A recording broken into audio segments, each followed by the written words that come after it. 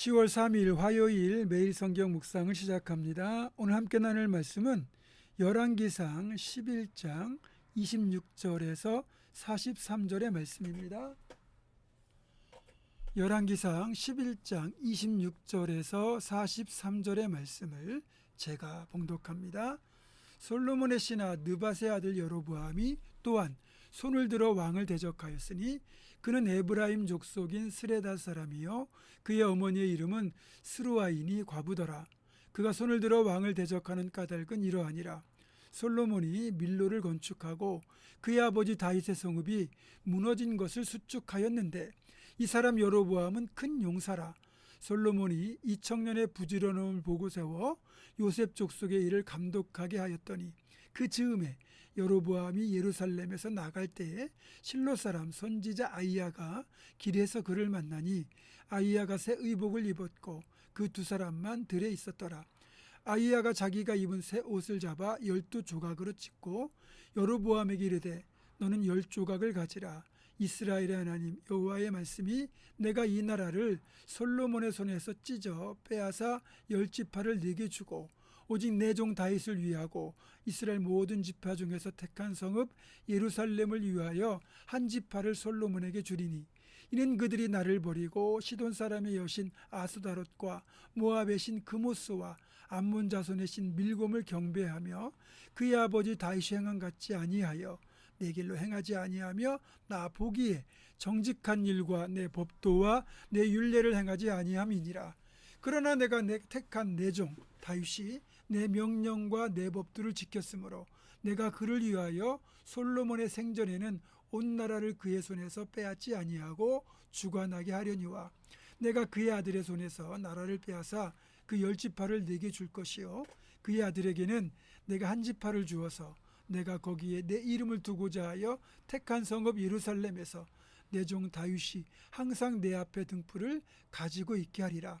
내가 너를 취하리니 너는 네 마음에 원하는 대로 다스려 이스라엘 위에 왕이 되되 네가 만일 내가 명령한 모든 일에 순종하고 내 길로 행하며 내 눈에 합당한 일을 하며 내 종 다윗이 행한 같이 내 율례와 명령을 지키면 내가 너와 함께 있어 내가 다윗을 위하여 세운 것 같이 너를 위하여 견고한 집을 세우고 이스라엘을 내게 주리라. 내가 이로 말미암아 다윗의 자손을 괴롭게 할 것이나 영원히 하지는 아니하리라 하셨느니란지라. 이러므로 솔로몬이 여로보암을 죽이려 하매 여로보암이 일어나 애굽으로 도망하여 애굽 왕 시삭에게 이르러 솔로몬이 죽기까지 애굽에 있으니라. 솔로몬의 남은 사적과 그 행한 모든 일과 그의 지혜는 솔로몬의 실록에 기록되지 아니하였느냐. 솔로몬이 예루살렘에서 온 이스라엘을 다스린 날수가 40년이라. 솔로몬이 그의 조상들과 함께 자매 그의 아버지 다윗의 성읍에 장사되고 그의 아들 르호보암이 대신하여 왕이 되니라. 아멘. 환경을 극복하는 사람이 있고 환경에 지배당하는 사람이 있습니다. 그런데 대부분 실패하는 사람들, 패배자들이 꼭 환경 탓을 하죠. 부모 잘못 만나서 또 남편 잘못 만나서 교회 잘못 만나서 그렇다고 탓을 많이 합니다. 그런데 오늘 본문에 나오는 이 여로보암은 홀어머니 밑에서 자랐는데 결코 환경을 탓하지 않았습니다. 오히려 그걸 자신을 강하게 될 이유, 더 열심히 노력해야 될 이유로 보았습니다. 그래서 홀어머니 밑에서 자랐지만 성실하고 부지런하며 강하고 큰 용사가 되었고 솔로몬으로부터 지도력을 인정받아서 요셉 지파의 감독까지 되었습니다. 그리고 이때부터 여로보암은 자신의 출신인 에브라임 지파를 비롯한 대부분 지파 사람들의 신임까지 얻게 되죠. 그래서 그는 환경이라는 불리한 여건을 딛고도 성공을 쟁취할 수 있었습니다. 특히 이제 여로보암은 솔로몬이 시킨 막중한 부역 때문에 불만을 가진 세력들로부터 강력한 지지를 받게 되고 이런 와중에서 선지자 아이야로부터 하나님께서 이스라엘 10지파를 떼어서 그를 왕위에 세워주시겠다는 예언까지 듣게 됩니다. 적어도 이때까지는 여로보암이 나름 선한 삶을 살았다고 보여집니다. 열왕기상 14장을 보면 그가 젊은 시절에 낳은 아비야라고 하는 아들이 후에 병이 들어 죽게 되는데 성경은 이 아이만 여호와를 경외하는 아이였다 이렇게 말하고 있습니다. 이걸 보면 적어도 여로보암이 젊은 시절, 그러니까 왕으로 택함 받을 때까지는 선한 신앙인의 삶을 살았던 것으로 추측할 수 있습니다. 분명한 건 하나님께서 여로보암을 택하신 건 여로보암이 잘나서 그런 게 아니에요. 솔로몬, 신앙이 타락한 솔로몬을 징계하는 도구로 사용하기 위함이었습니다. 그러니까 여로보암은 이 사실을 절대 잊으면 안 돼요. 이 사실을 망각하는 순간 여로보암은 이제 교만하게 될 거거든요. 그리고 타락하게 될 거거든요. 그러면 하나님으로부터 또 그도 버림받을 겁니다. 하나님은 아이야를 통하여 분명히 경고하셨습니다. 38절이에요.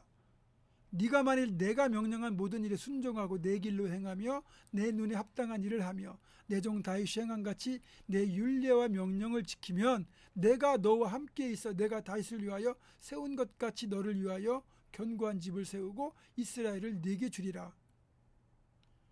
너무나도 멋진 제안, 약속 아닙니까?